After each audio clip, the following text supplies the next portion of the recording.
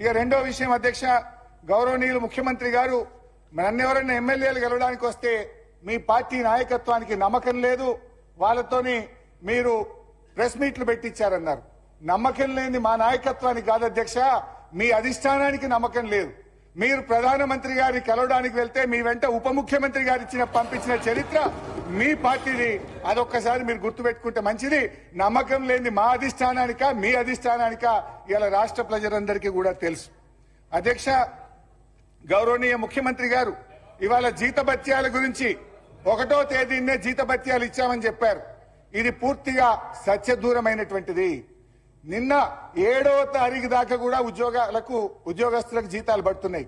ఇవాళ ఉదయం నా దగ్గరికి కాంట్రాక్ట్ లెక్చరర్లు వచ్చి అన్నా 2 నెలలైంది జీతాలు రాలేదు, అసెంబ్లీలో మాట్లాడండి అని ఈ రోజు ఉదయం కాంట్రాక్ట్ లెక్చరర్లు నా దగ్గరికి వచ్చారు. ఈ రాష్ట్రంలో 12,000